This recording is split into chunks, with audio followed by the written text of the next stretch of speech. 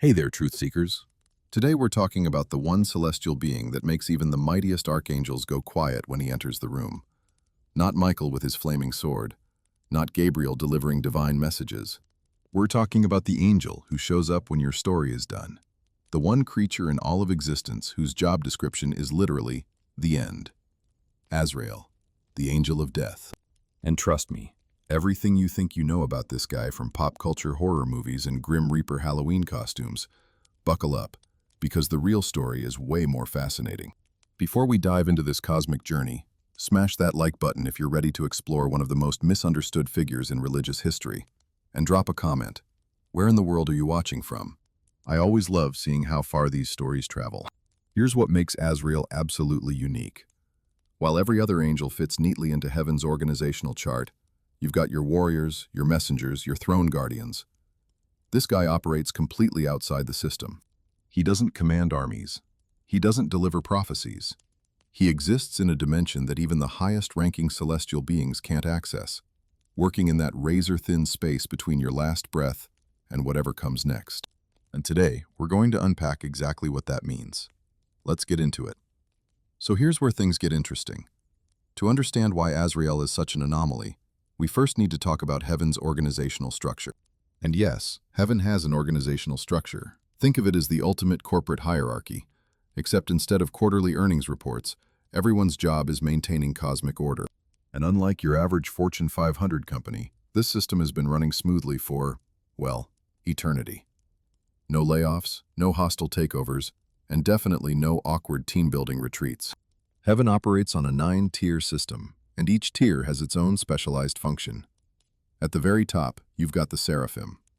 These are the elite of the elite, the beings closest to the divine throne. Their entire existence revolves around one thing: constant praise and worship. We're talking 24/7 devotion, no coffee breaks, no days off. Their job description is literally to burn with divine love and sing praises without stopping. If you think your job is repetitive, imagine doing the same task for billions of years and being absolutely thrilled about it every single moment. The seraphim are described as having 6 wings, 2 for flying, 2 covering their faces because they're so close to divine glory it would overwhelm them, and 2 covering their feet. It's like the ultimate dress code policy, except instead of business casual, it's cover everything because you're in the presence of infinite holiness. Right below them are the cherubim. And no, we're not talking about those chubby baby angels you see on Valentine's Day cards. That's a massive misconception that Renaissance artists really ran with, and honestly, they did these beings dirty. Real cherubim are described as having 4 faces: a human, a lion, an ox, and an eagle, along with multiple wings covered in eyes. Not exactly the cute nursery decoration your aunt bought for the baby shower. These are cosmic guardians of divine knowledge and wisdom. They're the ones who guarded the entrance to the Garden of Eden with a flaming sword after humanity got kicked out. Their job is basically to protect sacred knowledge and maintain divine secrets, which makes them the universe's most intimidating librarians. Try returning a book late to these guys. Then we've got the thrones, and their role is wild.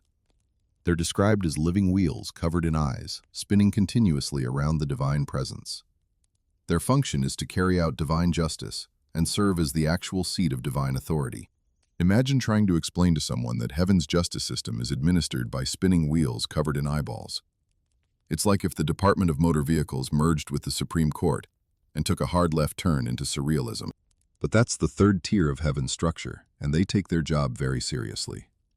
Moving down the ladder, we hit what's called the 2nd sphere. This is where things start to get more administrative. First up are the dominions, sometimes called dominations, which sounds like the worst team name for a celestial bowling league. Their job is to regulate the duties of all the lower angels and make sure the divine plan is being executed properly. They're middle management, basically. The cosmic equivalent of that supervisor who's always checking if you've completed your TPS reports. They don't interact directly with the physical world much, but they make sure everyone else is doing their job correctly. Somewhere in the universe, there's a dominion with a clipboard, making sure the paperwork is filed properly. Then you've got the virtues, also called the shining ones, or brilliant ones, which is honestly a much cooler nickname than anything the other ranks got. These are the miracle workers. When something seemingly impossible happens in the physical world, like a spontaneous healing or an inexplicable rescue, The virtues are often behind it. They're in charge of the elements and nature, maintaining the physical laws of the universe while occasionally bending them when the situation calls for it. Think of them as the special effects department of the cosmos. Need a burning bush that talks? Call the virtues. Want to part a sea? They've got you covered. Next in line are the powers, and these guys are the military branch of heaven. They're warrior angels, whose primary function is to fight off demons and keep the cosmic order intact. When there's a spiritual battle happening, the powers are on the front lines. They're described as being particularly fierce and uncompromising, which makes sense because their job is basically to play defense against the forces of chaos. If heaven had a Marine Corps, the powers would be it. They don't do diplomacy. They don't negotiate. They show up, handle business, and move on to the next crisis. Somewhere out there, a power is giving the angelic equivalent of a motivational speech about holding the line. The third sphere is where we get into the angels that actually interact with humanity on a regular basis. First are the principalities, who watch over nations, cities, and large groups of people. They're like cosmic mayors or governors, overseeing the spiritual well-being of entire populations. When a country is going through a crisis, or a city is experiencing spiritual turmoil, the principalities are the ones dealing with it on a macro level. They're not concerned with individual humans. That's too granular for them. They're looking at the big picture, managing the rise and fall of civilizations, and making sure the overall divine plan stays on track. Then we get to the archangels, and these are the names most people actually recognize. Michael, Gabriel, Raphael, Uriel. These are the heavy hitters, the celebrities of the angelic world. They handle major missions, deliver important messages, and lead angelic armies. Michael is the warrior, the commander-in-chief of heaven's forces. Gabriel is the messenger, the one who shows up to deliver life-changing announcements. Raphael is the healer, though he doesn't get as much spotlight in mainstream religious texts. These aren't just middle managers. These are the beings who get called in when something absolutely critical needs to happen. If heaven had an A-team, the archangels would be it. Finally, at the bottom of the hierarchy, you've got the regular angels. These are the guardian angels, the ones assigned to individual humans. They're the foot soldiers of the celestial realm, working directly with people on a daily basis. Their job is to guide, protect, and occasionally nudge humans in the right direction. It's the most hands-on position in the entire system, and honestly, it's probably the most exhausting. Imagine being assigned to watch over a human who repeatedly makes terrible life decisions despite your best efforts to help. Guardian angels probably have the highest job stress level in all of creation, and they don't even get hazard pay. So that's the standard 9-tier system. Every angelic being fits somewhere on this ladder. Everyone has a rank, a function, a clear place in the cosmic org chart. The system works because it's designed with perfect precision. There's no confusion about who reports to whom, no ambiguity about responsibilities. It's the kind of organizational clarity that would make any corporate consultant weep with joy.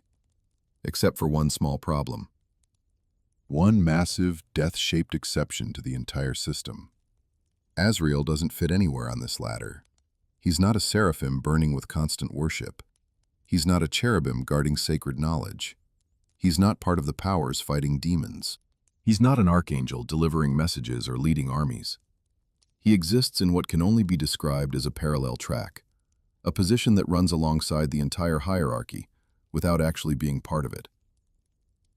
It's like if a major corporation had this entire elaborate structure with vice presidents and regional managers and team leads, and then there's one person whose business card just says, the guy who closes everything. No department, no direct supervisor, just this one specialized function that's so fundamental it transcends the entire system. And here's why that's significant. Every other angel, no matter how powerful, operates within limits. Seraphim work near the throne. Cherubim guard knowledge. Archangels handle specific missions. They all have boundaries, specializations, areas where their authority starts and stops. But Azrael's function cuts across all of it.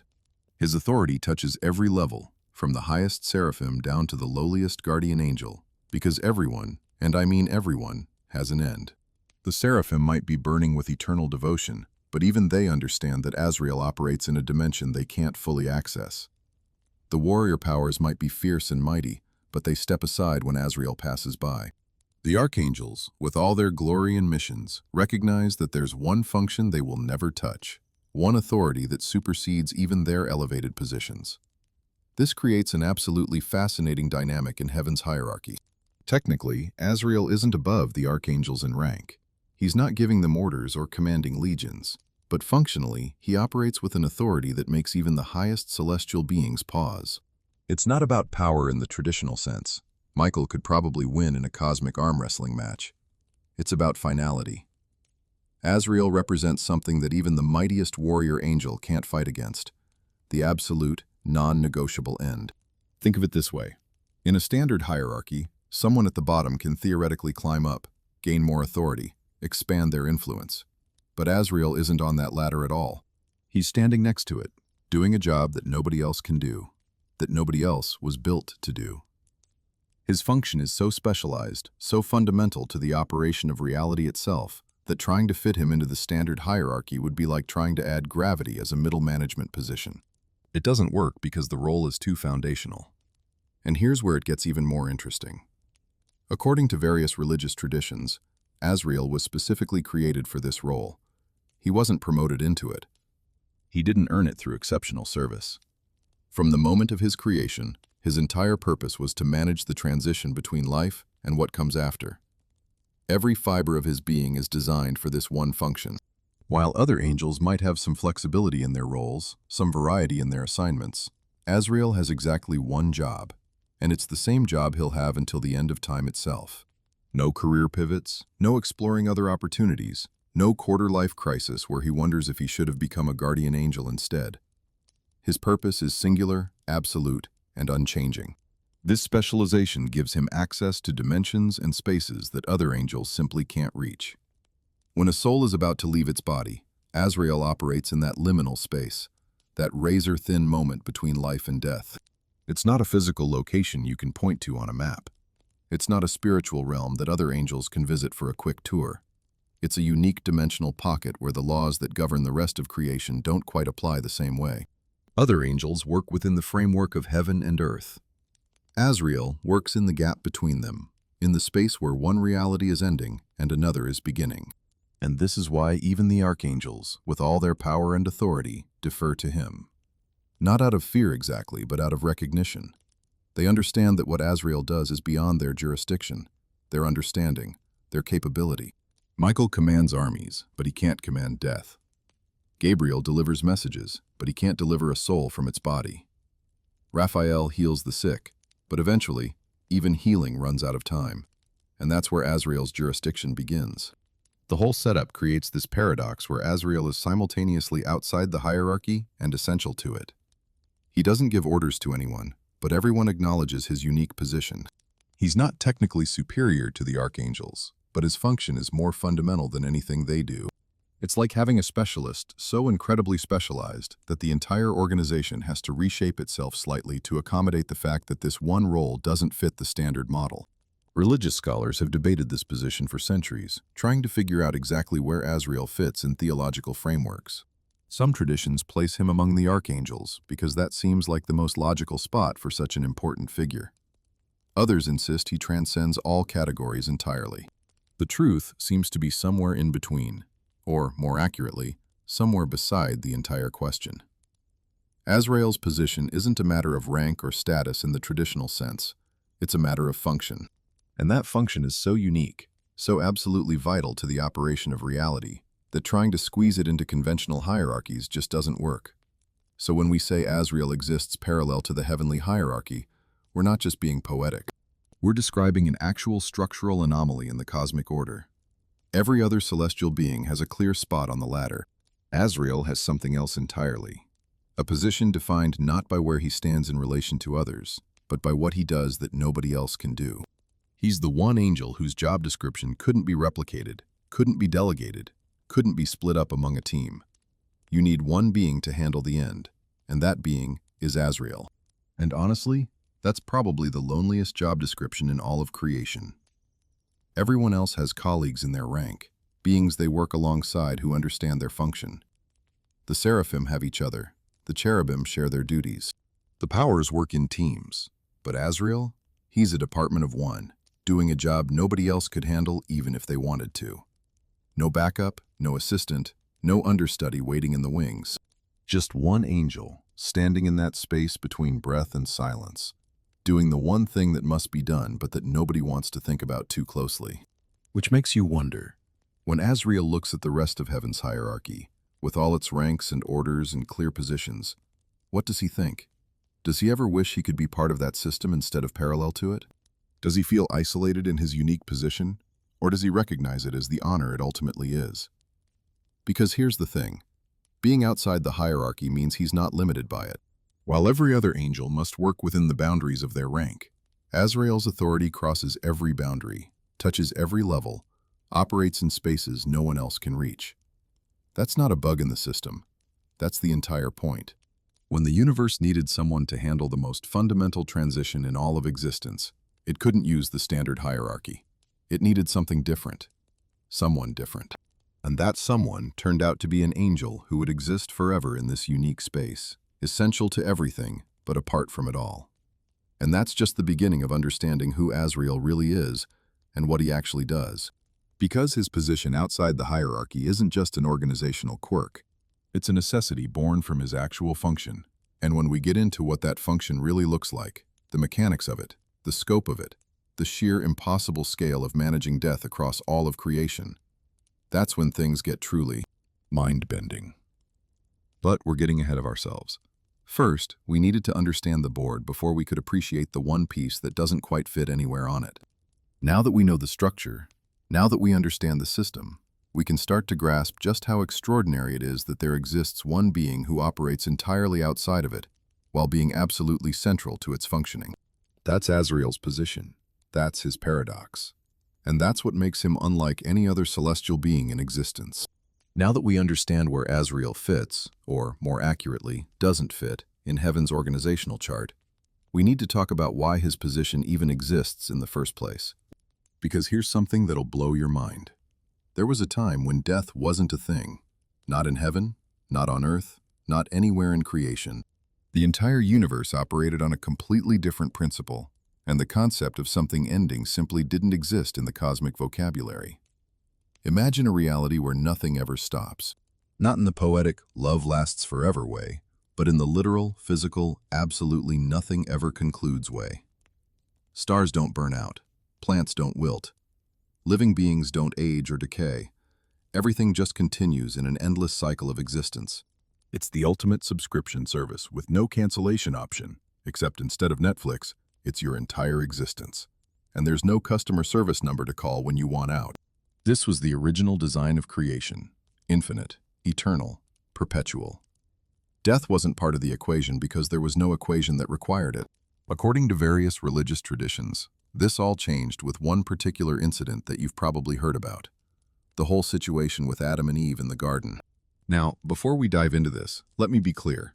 We're not here to debate theology or get into arguments about literal versus metaphorical interpretations. We're looking at this from the perspective of how these stories explain the introduction of mortality into a previously immortal system. And from that angle, the narrative is absolutely fascinating.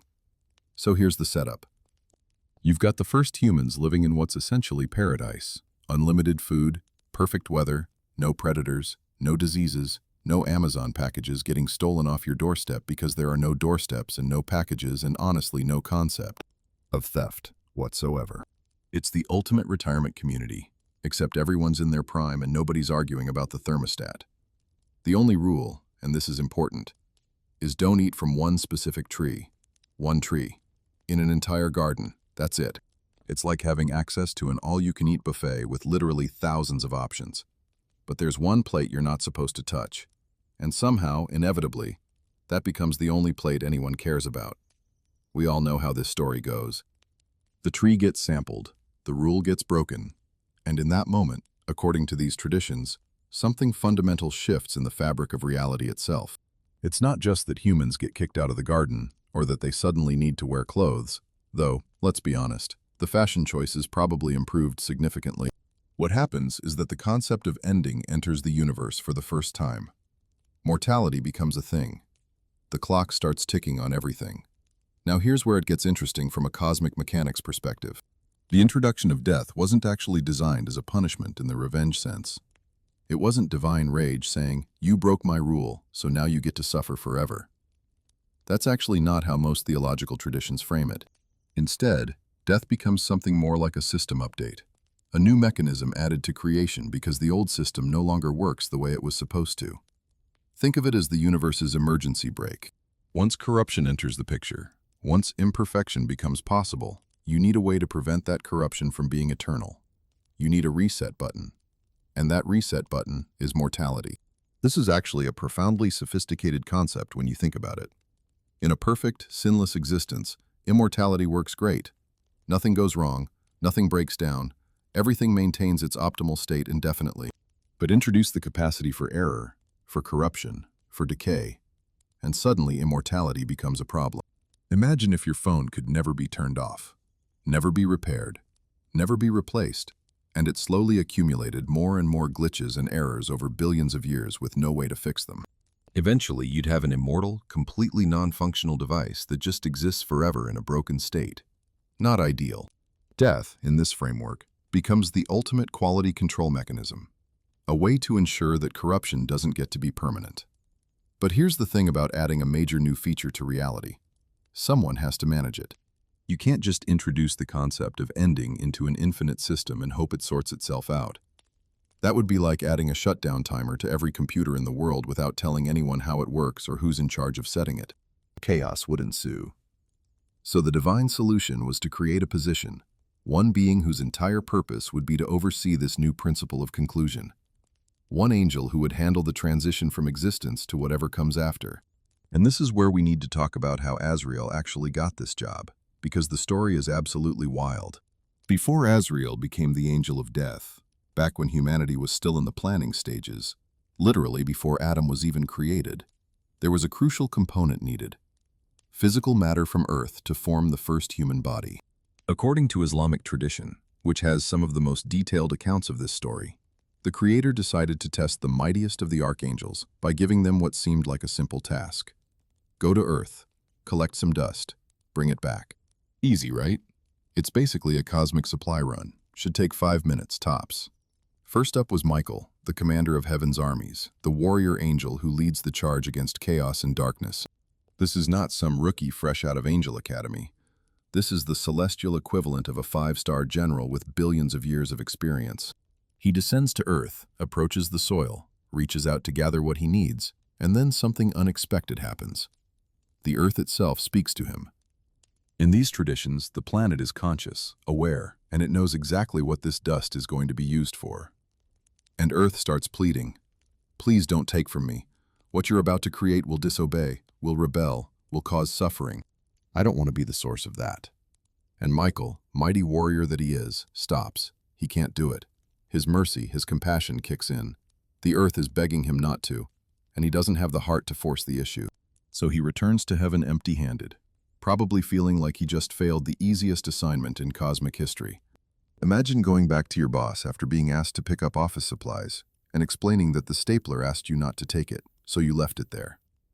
Michael essentially did the celestial equivalent of that. So the Creator, undeterred, sends Gabriel. Now Gabriel is the messenger, the one who delivers the most important revelations in history. If anyone has the communication skills and persuasive ability to handle a difficult situation, it's Gabriel. He's literally the angel you send when you need someone with excellent interpersonal skills. He descends to Earth, approaches the soil, and the exact same thing happens.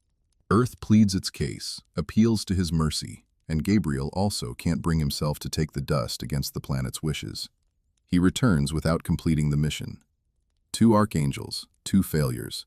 This is starting to look like a pattern. According to the Islamic tradition, a 3rd archangel gets sent, Israfil, the one who will eventually blow the trumpet to signal the end of the world. If anyone understands the weight of cosmic responsibility and the necessity of carrying out difficult tasks, it should be Israfil. His entire future job is literally to end existence as we know it when the time comes. But even he can't complete this particular mission. Earth makes its plea, and Israfil backs down. 3 of the mightiest, most powerful archangels in existence, and none of them can complete what should be a simple task because their compassion won't allow them to act against the wishes of a crying planet. This is where Azrael enters the story. At this point in the tradition, he's not yet the angel of death. He's just another angel, not particularly famous, not one of the big names everyone knows. He gets the assignment that 3 major archangels already failed to complete. And here's what makes him different. He actually does it. Azrael descends to Earth. The planet makes the same plea, the same desperate appeal to mercy. And Azrael, unlike his predecessors, doesn't stop. He collects the dust. He gathers what's needed from every corner of the Earth, different colors, different types of soil, which according to tradition explains the diversity of human appearances. And he brings it back to heaven, mission accomplished. Now, before we go further, let's be clear about what this means. This isn't Azrael being cruel or heartless. This is Azrael demonstrating a quality that the other archangels, for all their power and glory, didn't possess in that moment. The ability to carry out the divine will, even when it's difficult, even when every emotional instinct is screaming to do otherwise. The other archangels showed mercy. Azrael showed obedience to a higher purpose. Both are admirable qualities, but in this specific situation, one was needed more than the other. And here's the fascinating part of the story. Because Azrael was the one who gathered the dust to create humanity, because he was the one who could act despite the difficulty of the task, he becomes the one assigned to take those souls back when their time comes. It's a kind of cosmic symmetry. The being who brought the material for human life becomes the being who separates the soul from that material when the time arrives. He's there at the beginning of the process and at the end of it. It's the ultimate full-circle job description. This origin story explains so much about Azrael's position and function. His ability to carry out difficult commands without hesitation isn't cruelty. It's the defining characteristic that makes him capable of doing a job that nobody else could handle. Because here's the thing about managing death across all of creation. It requires absolute, unwavering commitment to the task. There's no room for second-guessing, no space for negotiation, no possibility of making exceptions based on emotional appeals. When someone's time is up, it's up. The system requires precision, and precision requires an executor who won't flinch. This is why Michael, for all his warrior prowess, couldn't do this job. Warriors can be merciful. They can choose when to fight and when to show restraint. But death doesn't get to be merciful in that sense. It has to be absolute. Gabriel, master communicator that he is, couldn't do it either. His entire skill set is about dialogue, about exchange, about delivering messages that can be received and understood. But death isn't a negotiation. There's nothing to communicate that changes the outcome. Israfil, who will end the world someday, still couldn't handle taking dust from a pleading planet. Even the angel who's scheduled to blow the final trumpet operates on divine timing. He does his job when he's told to, not before. But death? Death happens on a schedule so precise, so unforgiving, that it requires someone with a level of unwavering commitment that even the mightiest archangels didn't demonstrate in that moment. So, Azrael gets the position. And it's worth noting that this isn't framed as a reward or a punishment in most traditions. It's more like the universe looked at all the candidates and said, okay, who actually has the specific psychological makeup required for this particular role? And the answer was the angel who could collect dust while a planet begged him not to. Not because he enjoyed it, not because he was indifferent to suffering, but because he understood that sometimes the divine will requires action even when everything in you wants to hesitate. This is also why Azrael's position is so isolated. The other archangels showed mercy in that moment, and that mercy is part of what makes them excellent at their respective jobs. Michael's compassion makes him a better protector. Gabriel's empathy makes him a better messenger. But Azrael's function requires something different. It requires the ability to be the one who does what must be done when everyone else would naturally step back. That's not a quality that wins you a lot of friends. That's not a characteristic that makes other beings want to hang around and chat.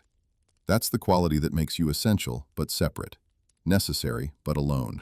And so when death entered the universe, when mortality became a feature of creation rather than a bug, Azrael was ready. Not because he wanted the job, not because he was excited about it, but because he was the only one who could do it.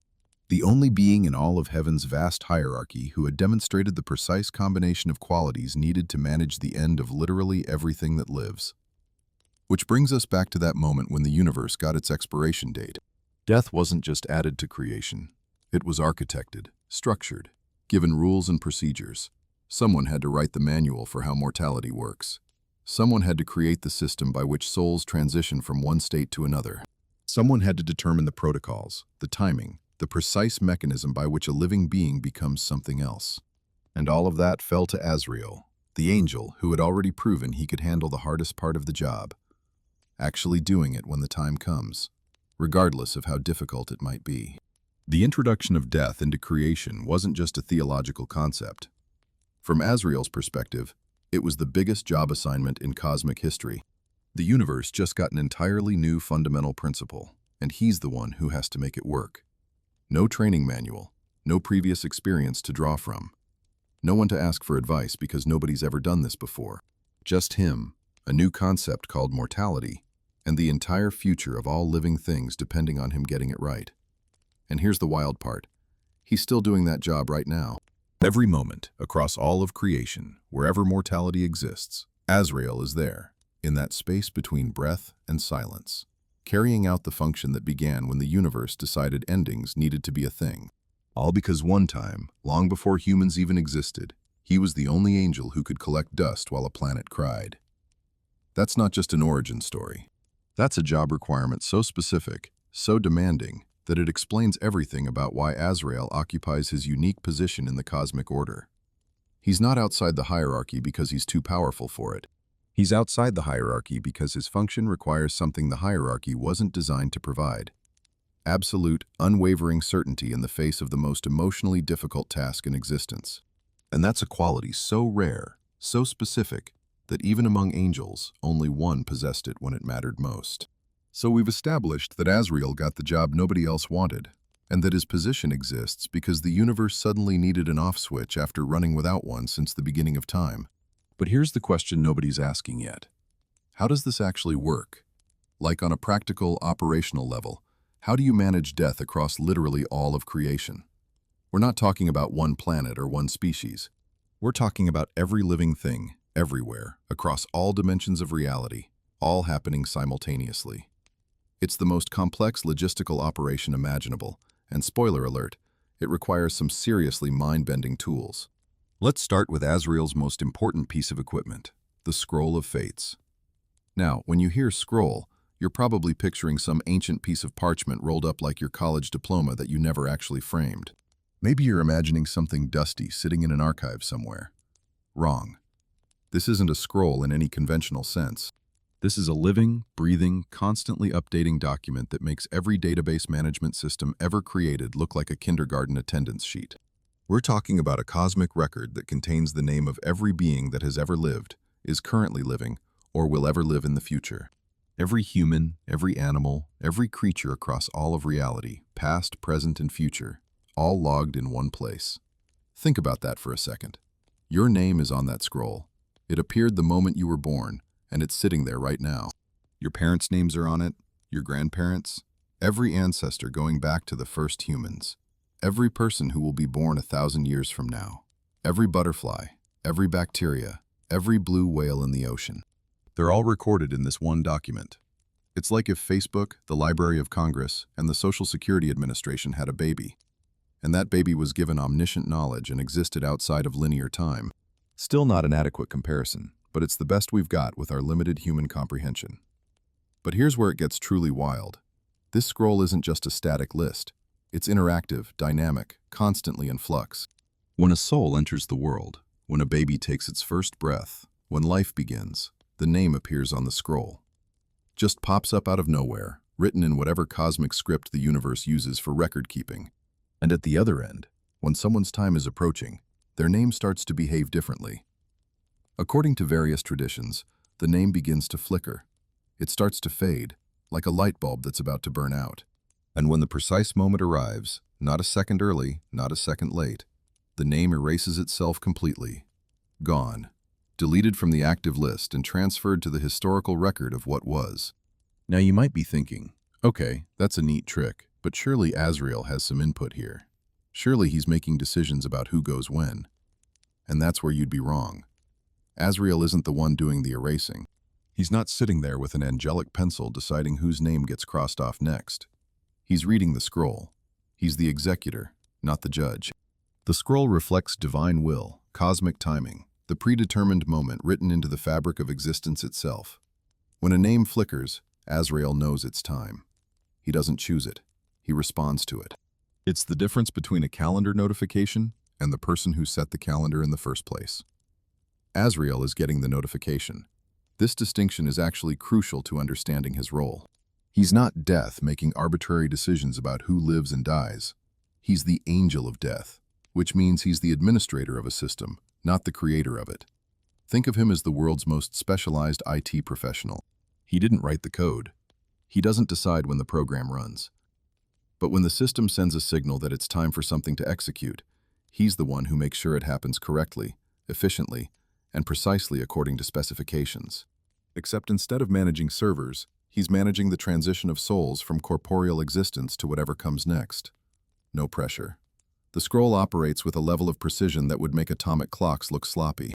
We're talking about accuracy measured in fractions of seconds. Except time itself doesn't quite work the same way in this context. The scroll isn't bound by linear time the way we experience it. It exists in a state where past, present, and future are all accessible simultaneously. It's quantum in the truest sense. It contains all possibilities and all certainties at once. When Azrael looks at it, he's not just seeing who's dying today. He's seeing the entire timeline of every death that has ever occurred and will ever occur. And somehow, his consciousness can process this without immediately short-circuiting. Which brings us to a somewhat uncomfortable truth. Azrael already knows when you're going to die. It's on the scroll. It's been on the scroll since before you were born. He's just waiting for your name to start flickering. Let's pause here because this raises all sorts of philosophical questions about free will and predestination that theologians have been arguing about for millennia. But from Azrael's perspective, those are human concerns. He's not debating philosophy. He's got a job to do. And that job requires him to operate with perfect accuracy. No deaths before their time. No extensions past the deadline. The system has to work with absolute precision because anything less would be chaos. Imagine if deaths happened randomly, without coordination, at the wrong times. The entire cosmic order would collapse. Azrael's function isn't just about collecting souls. It's about maintaining one of the fundamental principles that keeps reality coherent. And that brings us to another question you should definitely be asking. How does one being manage this scale of operation? Because we're not talking about occasional deaths here and there. We're talking about thousands of deaths every single minute, across millions of species, on countless worlds. The logistics are impossible. No single entity, no matter how powerful, should be able to handle that workload. Which means either Azrael has capabilities that transcend normal angelic powers, or there's something about his very nature that allows him to operate on a completely different level. The answer, according to various mystical traditions, is both. And this is where we need to talk about Azrael's true form. Because the being we've been discussing isn't something that could fit in a room, or a building, or a planet. His actual form exists at a scale that makes galaxies look quaint. So let's get into the descriptions we have, and fair warning, things are about to get extremely weird. The texts that describe Azrael's appearance aren't meant to be taken as literal photography-style descriptions, because human language and human perception can't fully capture what we're talking about here. But they're trying their best with the tools available. And what they describe is absolutely mind-melting. First detail, 4 faces. Not one face with 4 expressions, 4 actual faces, each pointing in a different cardinal direction. North, south, east, west. All seeing at once. No blind spots. No need to turn his head to check what's happening behind him because there is no behind him. Every direction is forward. This allows Azrael to observe all of creation simultaneously, every corner of reality, every hidden space, every dimension. Nothing happens outside his field of vision, because his field of vision is everything. It's like having security cameras that cover every possible angle. Except the cameras are part of his actual body, and he's processing all the feeds at once, without any need for a monitor room. But wait, it gets better. Each face isn't just a passive observer. According to traditions, these faces represent different aspects of his function. One for viewing the earthly realm, one for the spiritual dimensions, one for the past, one for the future. They're not just physical features, they're functional components of his cosmic role. It's like if your eyes didn't just see things, but could see across time and dimensions simultaneously.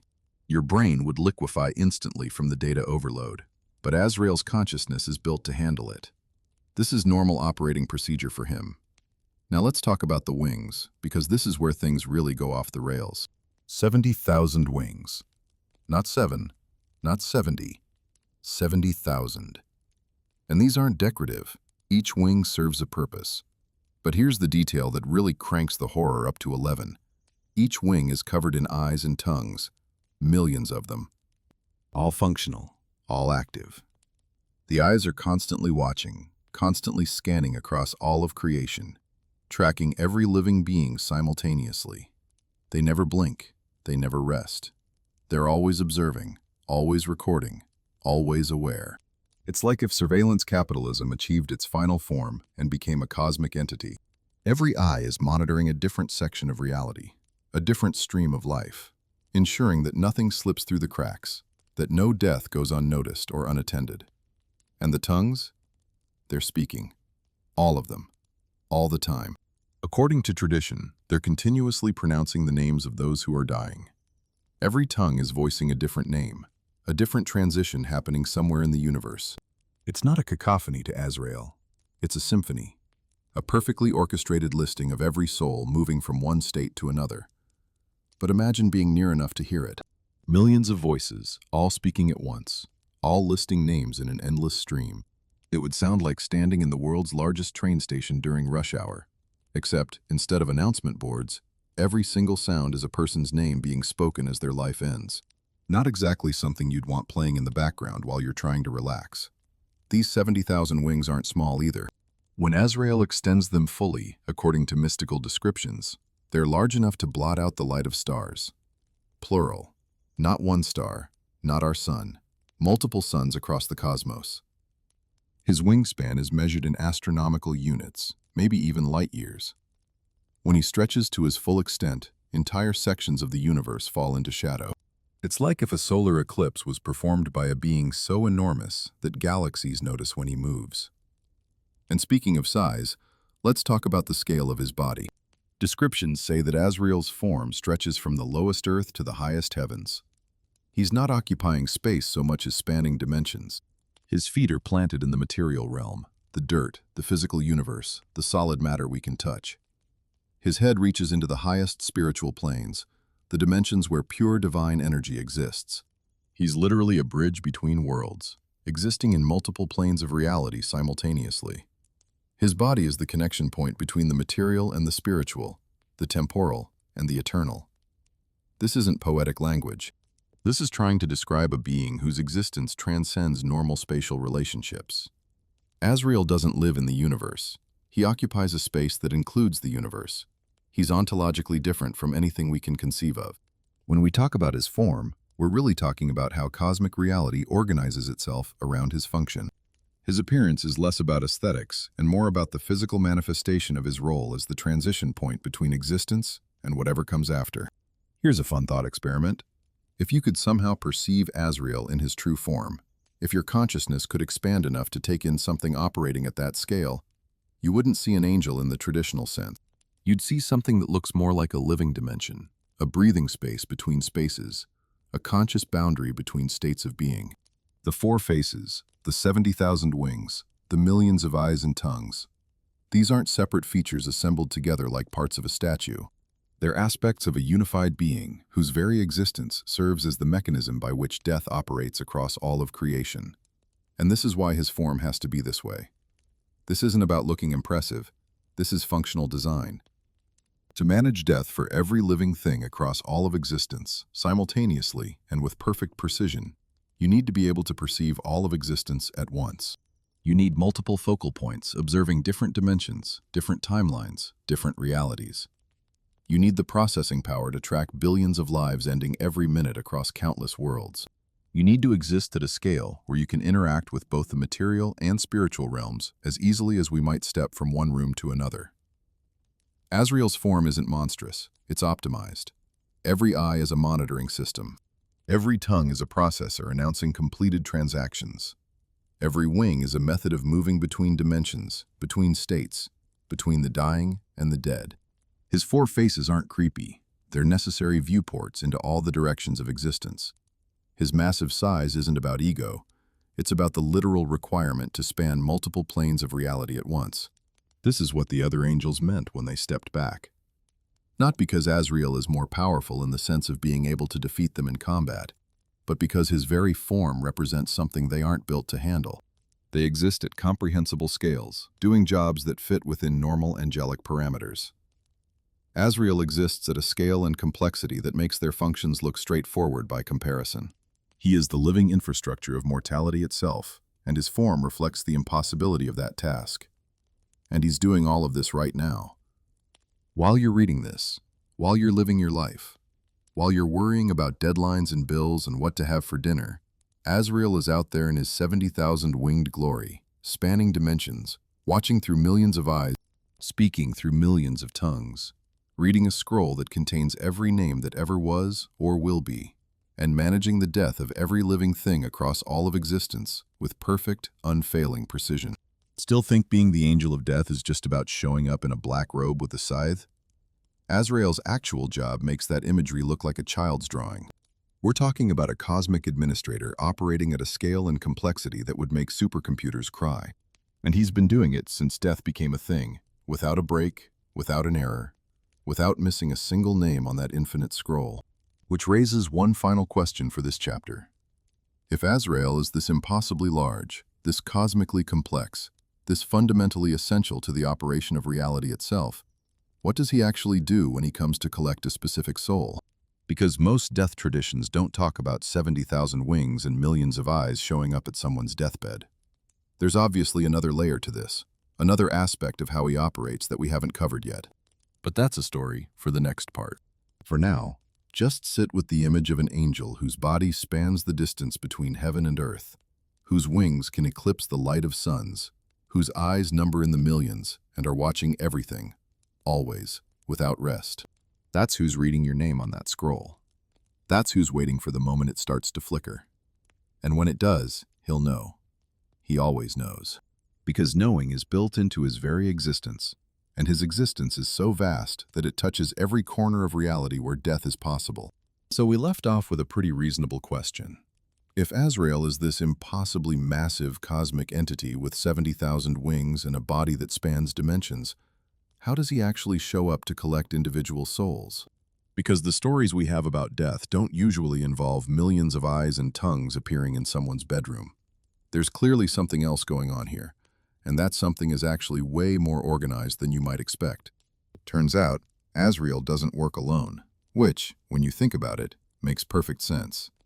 We already established that managing death across all of creation is a logistical nightmare of impossible proportions.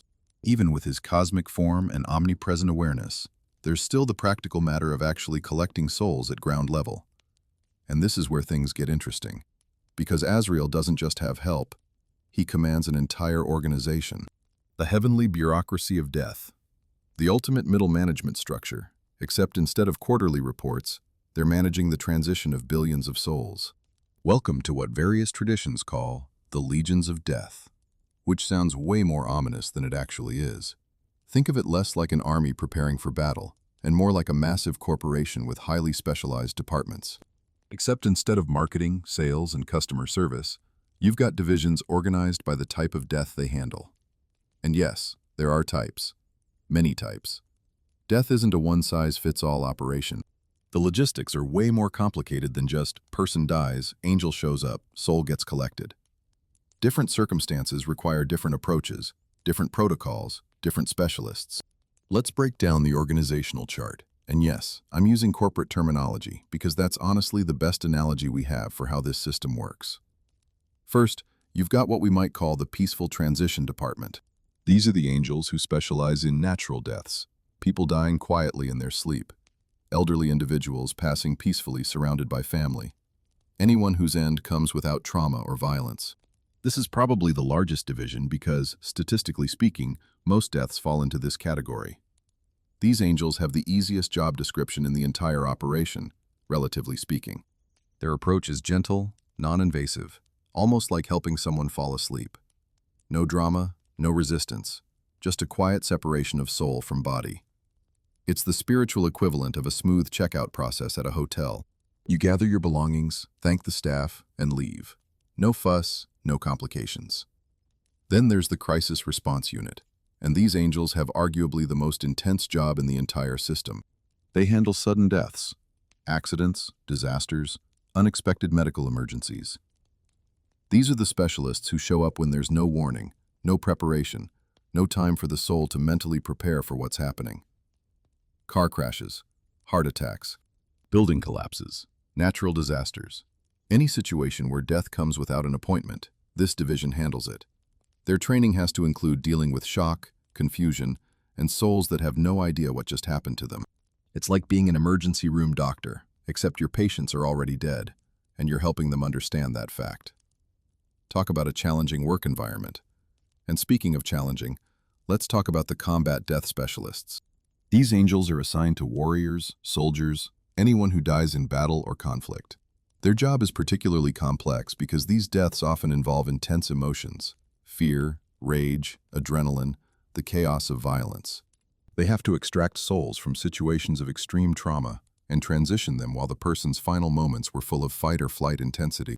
According to various traditions, these angels are described as being particularly strong and decisive because they need to act quickly and authoritatively in circumstances where the dying person's last conscious experience was raw combat. No gentle transition here. This is a firm, immediate extraction from a traumatic situation. Now here's where it gets really specialized. There's an entire division dedicated to children. Because yes, unfortunately, the system has to account for that. These angels are described in mystical texts as being particularly compassionate, gentle beyond measure, because their job is heartbreaking even by angelic standards. Their protocols are entirely different from other divisions. The approach has to be maximally tender, designed to minimize any fear or confusion. They're essentially cosmic pediatric specialists, and their existence in this system is simultaneously a necessity and a tragedy. I'm not going to dwell on this because it's genuinely upsetting, but it's worth acknowledging that the organization of death includes specialists for every circumstance, including the ones we least want to think about. Then you've got divisions for specific methods of death. There are angels who specialize in drowning, others in fire-related deaths, some who handle deaths from disease, specialists for poisoning, experts in death from extreme cold or heat. It's like how hospitals have different departments for different conditions, except this is for different exit strategies from existence. Each type of death presents unique challenges in terms of soul extraction, and the specialists are trained specifically for those circumstances. But here's what really shows the sophistication of this system: the mass casualty response teams. These are the angels who activate during large-scale disasters, earthquakes, tsunamis, plagues, wars, anything that causes hundreds or thousands of deaths simultaneously. Think about the logistical nightmare of processing that many souls at once. During the Black Death, during major wars, during massive natural disasters, these teams have to coordinate with military precision to ensure every soul gets collected according to protocol. It's like disaster relief, except the disaster is already complete and you're managing the spiritual aftermath. They operate with what's described as surgical precision, which is a wild phrase to use for death collection, but it's accurate. When a tsunami hits and thousands die within minutes, these teams deploy instantly, working in perfect coordination to handle the sudden, massive workload without any delays or errors. And all of this, every division, every specialist, every protocol, reports back to Azrael. He's not micromanaging each individual death, but he's overseeing the entire operation, ensuring quality control, maintaining standards, making sure every soul gets handled appropriately regardless of how they died. He's the CEO of the most complex organization imaginable. Except, instead of profit margins, he's managing the end of every living thing's existence. No pressure. What's fascinating is that despite this massive delegation of responsibilities, there are certain situations where Azrael doesn't delegate. Certain souls get the executive treatment. And this is where we need to talk about the VIP protocols. Because apparently, even in death, there are different service tiers. When it comes to prophets, saints, and individuals of extraordinary spiritual significance, Azrael handles things personally. No assistants, no specialists from the appropriate division. The cosmic CEO himself shows up for these appointments, and not in his full terrifying glory with 70,000 wings and millions of eyes. According to various traditions, he appears in what's described as his most refined form, a presentation specifically designed to be comprehensible and appropriate for the person he's collecting. It's like how executives don't show up to important client meetings in their pajamas. There's a protocol, a presentation standard, a way of conducting business with dignity. The stories about these encounters are absolutely fascinating because they reveal something crucial. Even for Azrael, there are different scripts depending on who he's dealing with. These aren't one-size-fits-all interactions.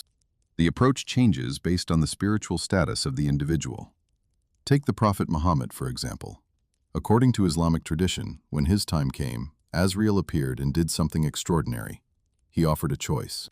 Not, "You're coming with me right now," but, "You can stay if you want, or you can come with me." It's framed as a conversation between friends, a respectful dialogue rather than an extraction. The Prophet was given agency in the moment, the ability to choose his timing. That's not standard operating procedure for death. That's a special protocol reserved for someone of immense spiritual significance.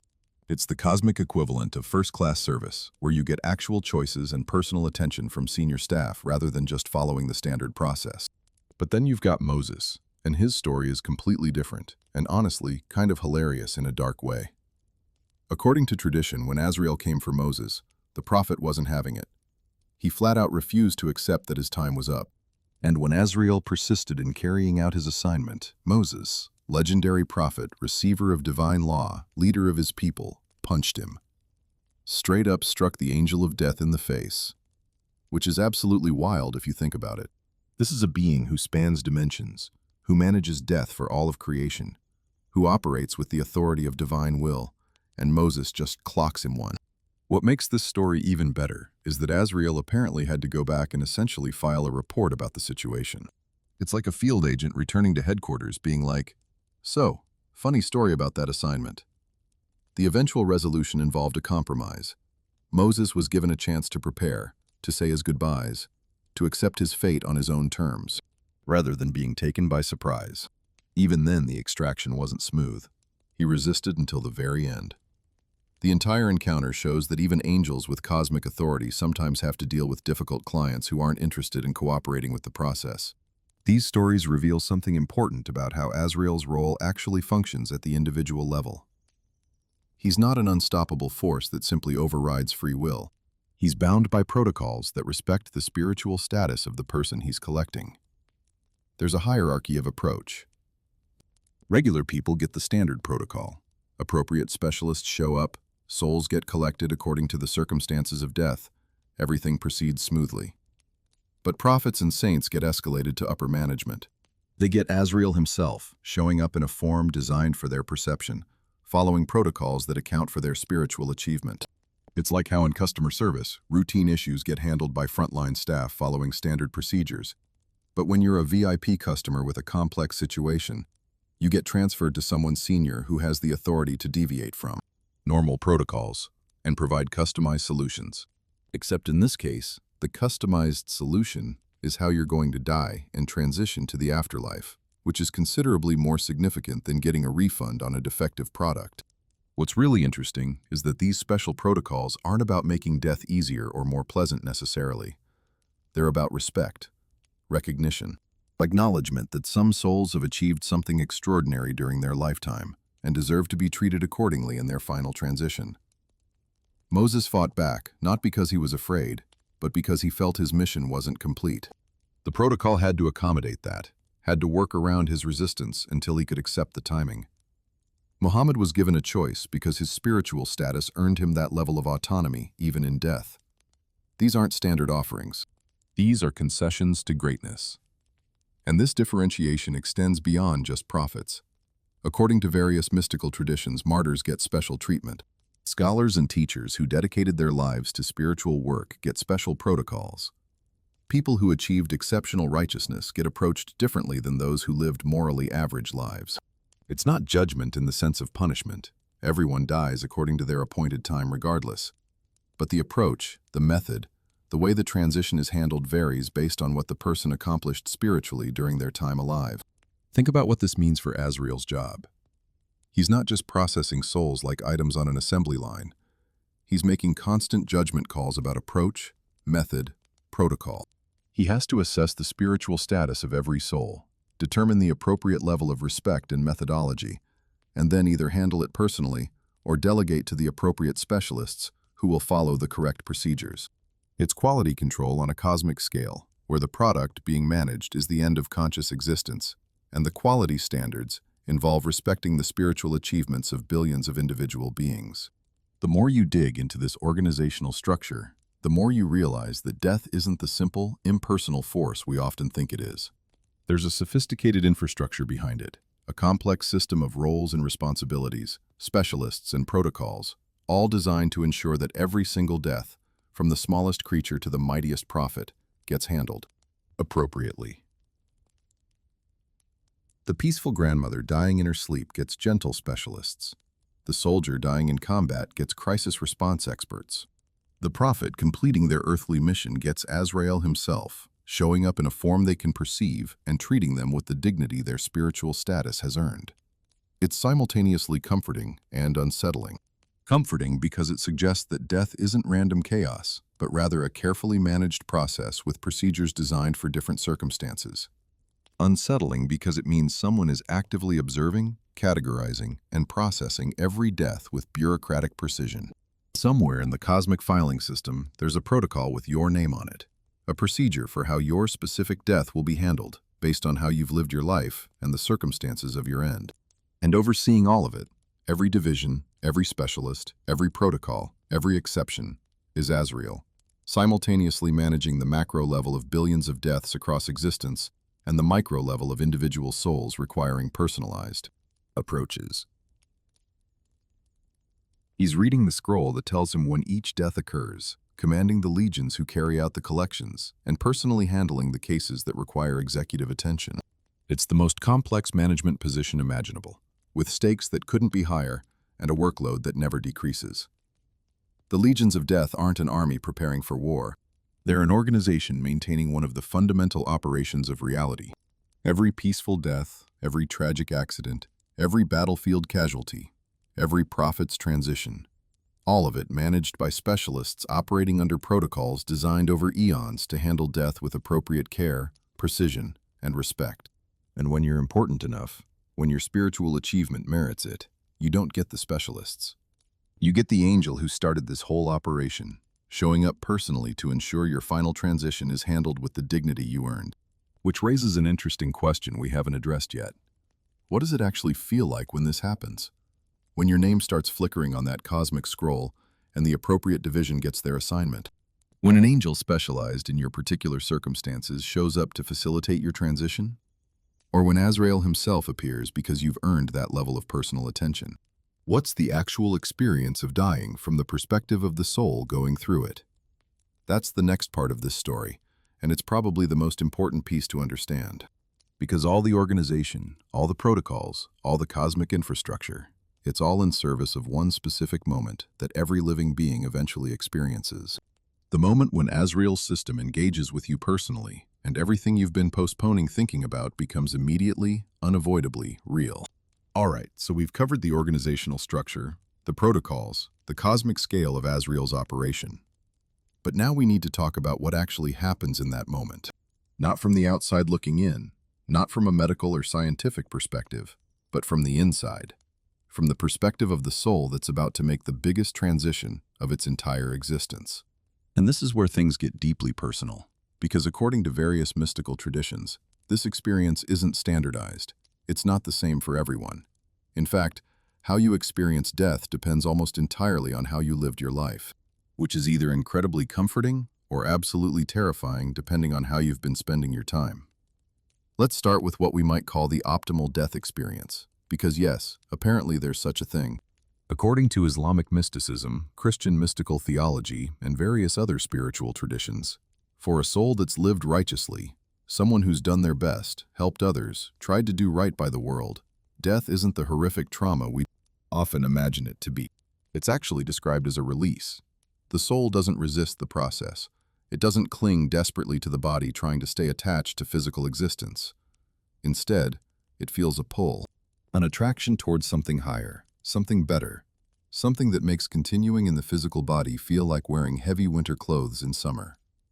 You're not losing something precious. You're shedding something that's become constraining.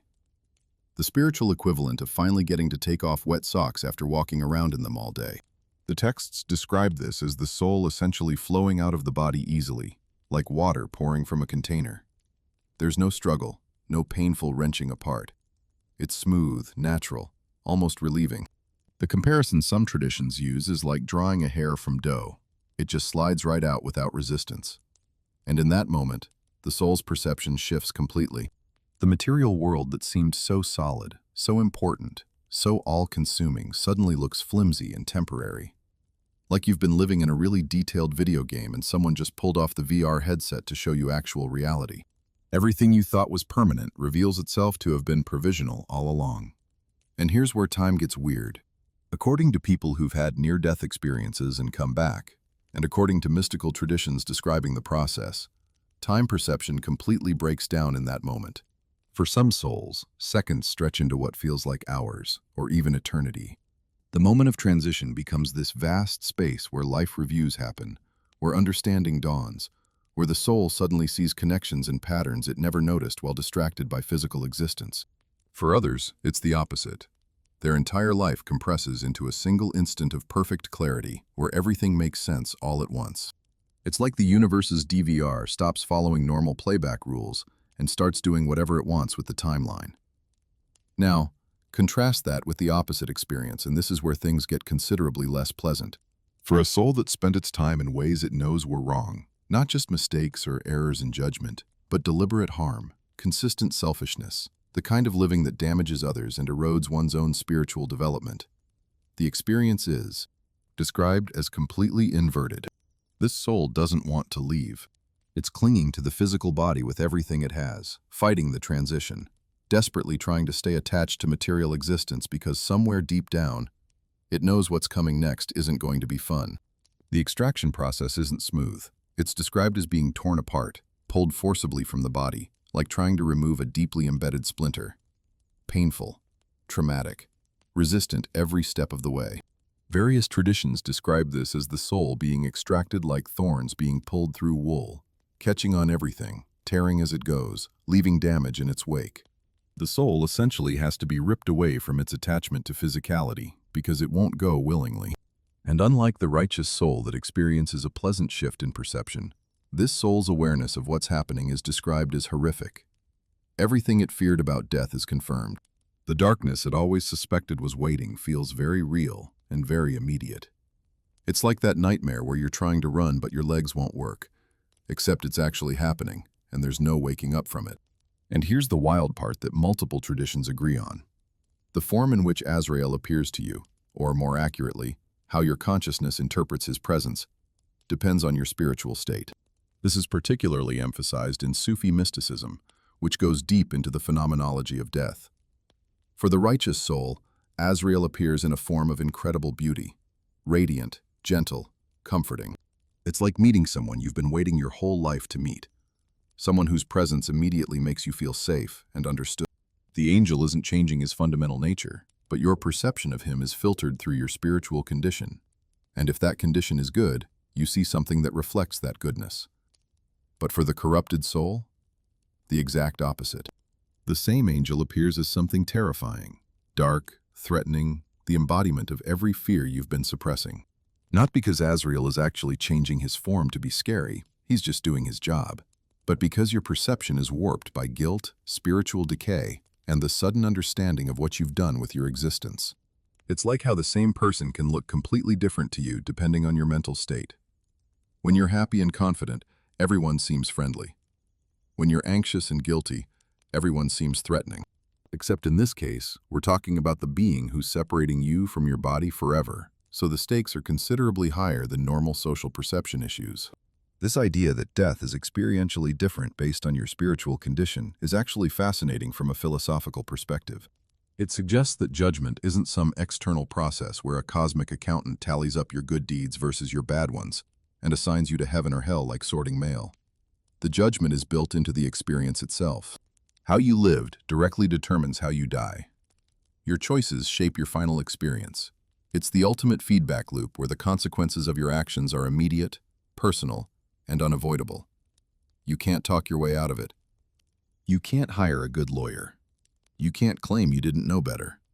The truth of who you were and what you did is right there in the quality of your transition from life to whatever comes after. But let's shift gears here, because we need to address something else about Azrael. that makes him fundamentally different from every other celestial being. Something that explains why even the mightiest angels in heaven's hierarchy step aside when he passes. And that something is this: Azrael has jurisdiction over everyone. Not just humans, not just animals, everyone. Every living thing, every conscious being, every entity that exists in a state that could theoretically end. And according to various traditions, that includes beings we normally think of as immortal. This is where Azrael's authority gets truly cosmic in scope. Angels are typically considered immortal. They don't age, don't decay, don't have natural lifespans that expire. They just exist, perpetually, as long as the divine will sustains them in existence. Same with jinn, those spiritual beings made of smokeless fire who live for thousands of years and possess powers humans don't have. Normally, these entities are exempt from the death cycle that governs mortal creatures. They're playing on a different level of existence where mortality isn't a factor, except when it comes to Azrael. Because according to the theological framework of various traditions, particularly Islamic theology, which goes into great detail on this, Azrael's authority extends to these supposedly immortal beings as well. If the divine will decrees that an angel's existence should end, Azrael can collect that soul. If a jinn's time is appointed, Azrael can take that being just as easily as he takes a human. His jurisdiction isn't limited to mortal creatures.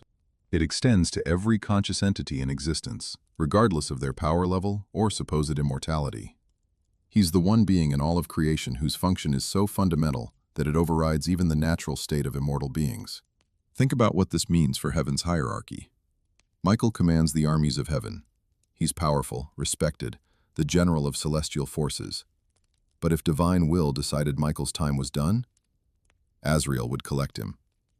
Gabriel delivers the most important messages in cosmic history, has spoken to prophets and saints, carries revelations that shape entire civilizations. But his immortality isn't absolute. It's conditional on divine will, and Azrael is the one who executes that will when it involves an ending. The seraphim burn with eternal devotion near the throne, eternal. But even their eternity has a potential expiration date if the cosmic schedule requires it, and Azrael is the one holding that schedule. This creates an absolutely unique dynamic in the celestial order. Azrael doesn't outrank these beings in the traditional hierarchical sense. He's not their boss. He doesn't give them orders or direct their activities. But he has an authority over them that transcends normal ranking structures, because his authority is about finality itself. It's the difference between someone who can tell you what to do and someone who can end your existence entirely. You might not take orders from the latter in day-to-day operations, but you're definitely going to treat them with a very particular kind of respect. The descriptions of how angels react to Azrael's presence reflect this perfectly. When he passes through the heavenly realms, Michael pauses whatever he's doing. Not out of fear exactly. These are fearless warrior angels who face down demons without hesitation, but out of recognition. Gabriel, who never stops moving between heaven and earth delivering divine communications, halts his flight. The throne bearers, those massive beings who carry the very seat of divine authority and operate at a scale beyond normal angelic existence, lower their gaze when Azrael is near. Even them. Even the entities whose entire function is to support the divine throne itself show deference to the angel of death. This isn't about power in the conventional sense. Michael could probably win an arm wrestling contest if angels did that sort of thing. Gabriel's speed might be greater. The seraphim's proximity to divine glory gives them a status Azrael doesn't have. But none of that matters when you're talking about the being who represents absolute finality. You can be stronger, faster, more glorious, closer to the source of all creation. None of it provides protection against the one function that Azrael embodies. When it's time to end, everything else becomes irrelevant. Your power doesn't save you. Your status doesn't exempt you. Your spiritual rank doesn't grant immunity. Azrael's authority is the authority that ends all other authorities. And what makes this particularly significant is that it's not theoretical. It's not, in principle he could, but would never actually.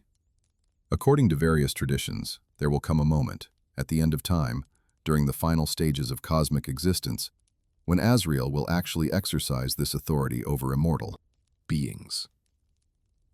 When the trumpet sounds for the last time, when reality itself begins to wind down, the angels will die. Not metaphorically, actually die. Their consciousness will end. Their existence will cease. And Azrael is the one who will collect those souls, moving through the ranks of heaven, taking each being according to their appointed order until finally, at the very end, only he remains. It's the ultimate lonely position. Everyone else gets to stop existing before you.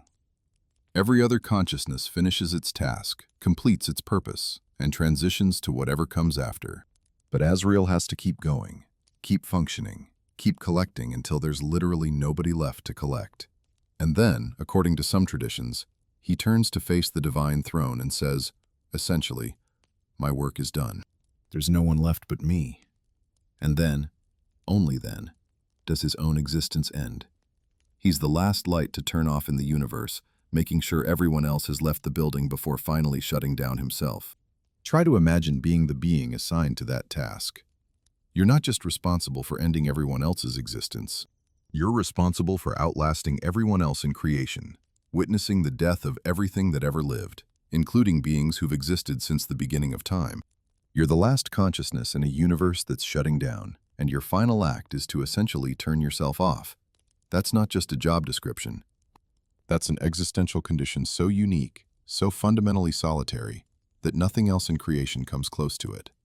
This is why the other angels defer to him, not because they're afraid he's going to kill them tomorrow, not because he's threatening or aggressive or dangerous in the normal sense, but because they understand, at a deep cosmic level, that Azrael represents something they don't and can't fully comprehend. He's the being who will continue existing after they're gone. He's the consciousness that will witness their end. He embodies a finality that even immortal beings must eventually face. And that knowledge, that understanding that even their eternal existence has him waiting at the end of it, creates a respect that transcends normal hierarchical relationship.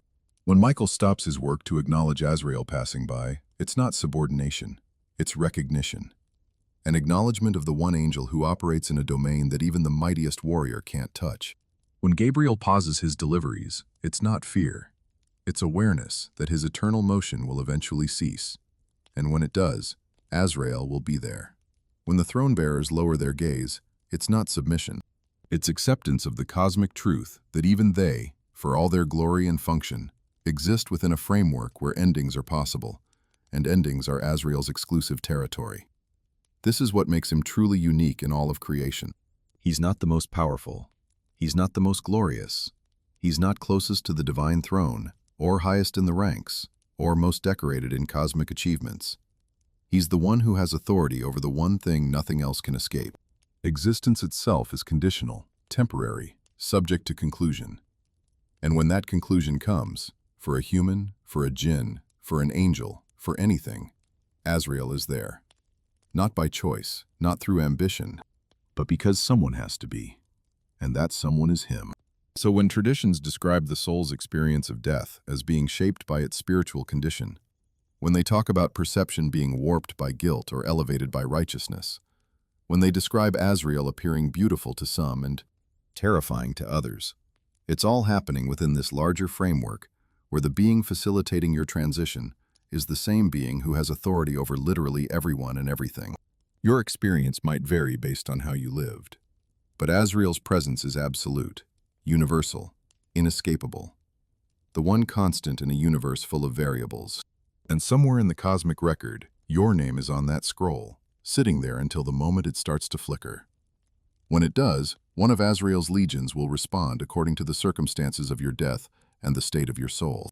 And whether that experience is gentle liberation or traumatic extraction depends entirely on what you do between now and then. No pressure. Just, the most consequential feedback loop in existence, managed by a being who has successfully processed every death that has ever occurred without missing a single appointment. So we've covered Azrael's impossible job, his cosmic authority, the way he operates across all of creation with perfect precision. But here's the question nobody wants to ask, but everyone should be thinking about. Does this go on forever? Is Azrael just going to keep collecting souls for all eternity, running this operation until time itself loses meaning? Or is there an endpoint to his function? And if there is, what happens to the being whose entire existence is defined by managing death, when death itself is no longer needed? Buckle up, because we're about to talk about the death of death itself. And yes, that sentence is as mind-bending as it sounds.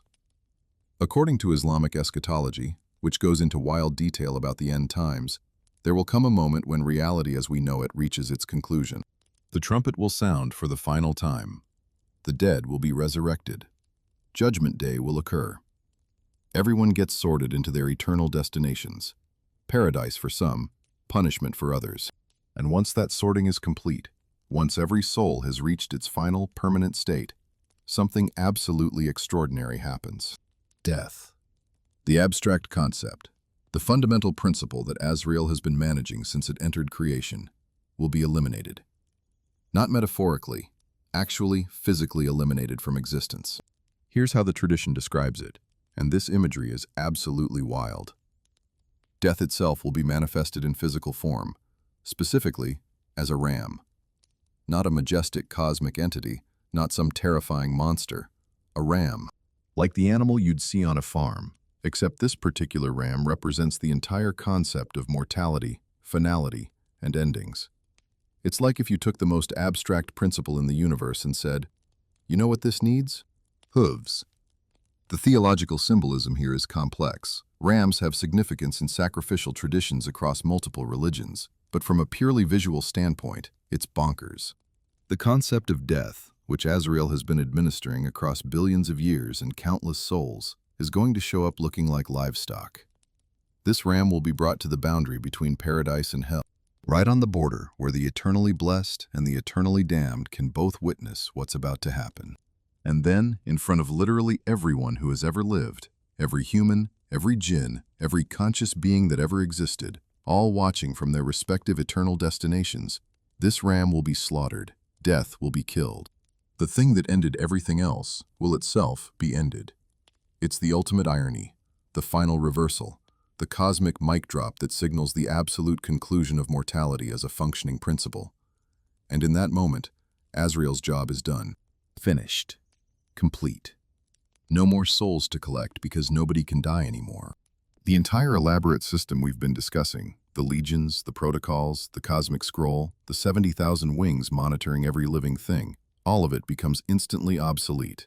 Azrael will have successfully processed every death that will ever occur in all of creation, and now he gets to clock out for the last time.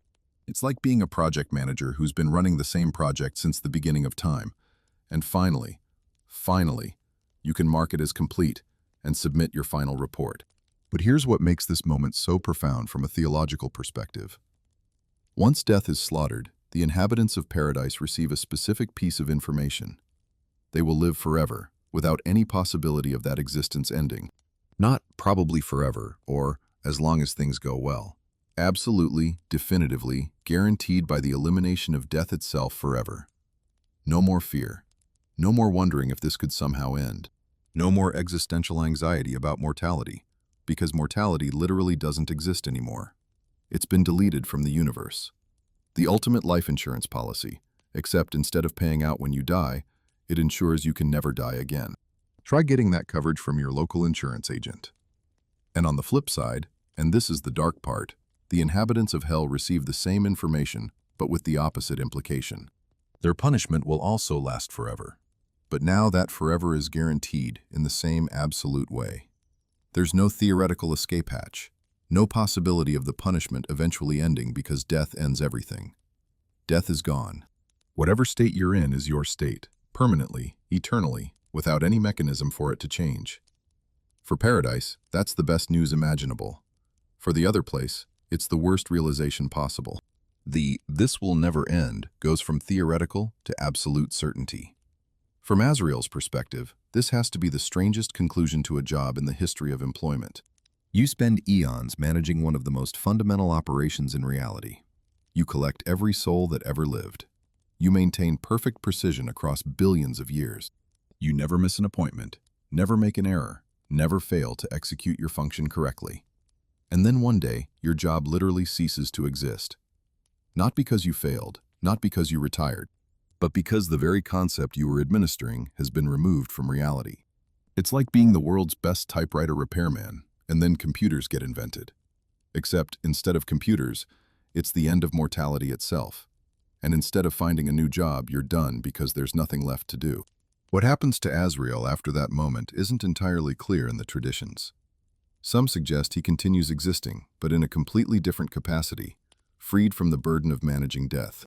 Others imply his function was so singular, so absolutely tied to mortality, that once death ends, his purpose ends too. Either way, the being who stood outside the celestial hierarchy because his job was too fundamental to fit anywhere within it will finally be released from the loneliest position in existence. No more watching everyone else's end.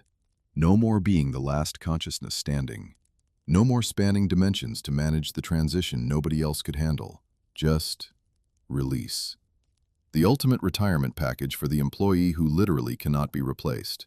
Now, you might be thinking this is all very esoteric and ancient, locked away in theological texts that nobody reads except scholars with too much time on their hands. But here's the wild thing. Azrael's influence on human culture is absolutely everywhere. We've been obsessed with this figure for thousands of years, and that obsession has transformed him into one of the most persistent symbols in human consciousness. Start with the ancient traditions. Jewish Kabbalah has extensive writings about Azrael, describing him as one of the primary angels involved in the transition of souls. Kabbalistic texts go deep into the mechanics of how he operates, the spiritual dimensions he accesses, the way his function intersects with divine judgment. Islamic mysticism, Sufism in particular, has produced centuries of poetry, philosophy, and spiritual writing exploring Azrael's nature. Persian poets wrote elaborate verses about encountering the angel of death, using him as a metaphor for spiritual transformation and the impermanence of worldly existence. Medieval Christian apocrypha, those texts that didn't make it into the official biblical canon but were wildly popular anyway, included their own versions of Azrael, often blending him with other angel traditions and giving him roles in various apocalyptic scenarios. But here's where things get really interesting. Somewhere along the way, particularly in Western European culture, Azrael's image started merging with older folk traditions about death. You had the Roman and Greek personifications of death, Mors and Thanatos, which were already established in the cultural consciousness. You had Northern European traditions about death as a harvester, someone who comes to collect souls like a farmer collecting crops. And when Christianity spread through Europe, these traditions blended with the Abrahamic angel traditions, and slowly, gradually, Azrael morphed into something else. Something with a new wardrobe and a signature tool. Enter the Grim Reaper. Black hooded robe, skeletal face, and that iconic scythe, which is basically a farming tool for cutting grain. This is what happens when an angel gets rebranded by medieval Europeans who wanted their death figure to look more local, more relatable, more like something that could show up in your village rather than descending from cosmic heights. The Grim Reaper is basically Azrael after going through a European remix, stripping away the 70,000 wings and millions of eyes, simplifying the whole thing down to a spooky skeleton with agricultural equipment. It's like taking a complex piece of software and creating a much more user-friendly interface. Same basic function, completely different aesthetic. And this version, the scythe-wielding, black-robed, skeletal Grim Reaper, became the image of death in Western culture. It's in medieval art, Renaissance paintings, Gothic literature, Victorian poetry. The imagery is so persistent that most people in the West don't even know about Azrael the angel. They know the Reaper. And honestly, from a marketing perspective, it's genius. The Reaper is immediately recognizable, visually striking, and conceptually simple. Much easier to put on a Halloween decoration than an angel with 4 faces and enough wings to blot out the sun. Fast forward to modern times, and Azrael's influence, or at least his conceptual descendant, is absolutely everywhere in popular culture. Movies love death personified. You've got serious, dramatic interpretations, where death is a mysterious, philosophical figure contemplating existence. You've got comedic versions where death is surprisingly relatable, dealing with bureaucratic frustrations and existential questions. The Seventh Seal gives us death playing chess. Bill and Ted's Bogus Journey makes him a game enthusiast who loses at Battleship. The character shows up in everything from children's cartoons to serious literary fiction, always recognizable, always serving basically the same function Azrael has been serving since the beginning.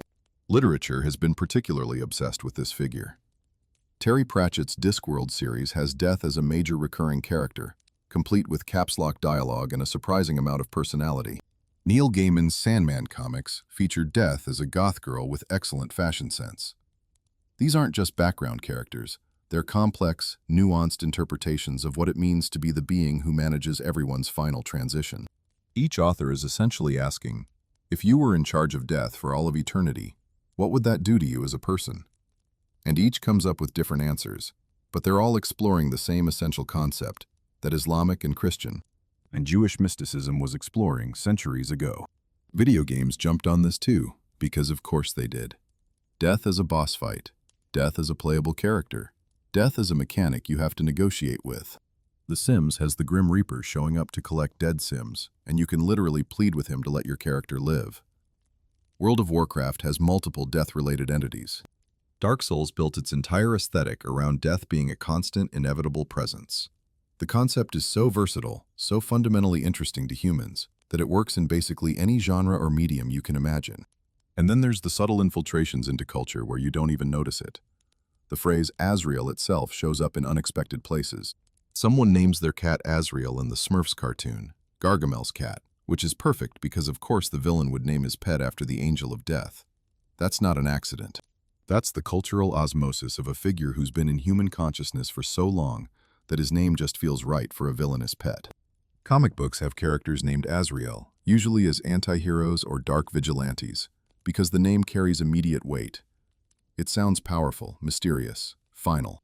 You don't need to explain who Azrael is. Somewhere in the collective unconscious, people already know this name means something serious. What's fascinating is how this figure has maintained its essential nature across all these transformations. Whether you're talking about the Islamic angel with his cosmic scroll, the medieval Grim Reaper with his scythe, or death as a character in a Pixar movie, the core concept remains the same. This is the being who manages endings. This is the entity everyone encounters eventually. This is the inescapable final appointment. The aesthetics change. The personality varies depending on who's doing the writing. The specific mythology shifts between cultures and time periods. But the fundamental role, the cosmic administrator of mortality, stays consistent. And maybe that's why Azrael, in all his various forms, has endured so long in human culture. Death is the one universal experience. Every human who has ever lived has either died or will die. Every culture has to grapple with what that means, how to think about it, how to cope with the fact of mortality, and personifying death, giving it an identity, a face, some form of consciousness you can conceptually engage with, makes the unbearable somehow bearable.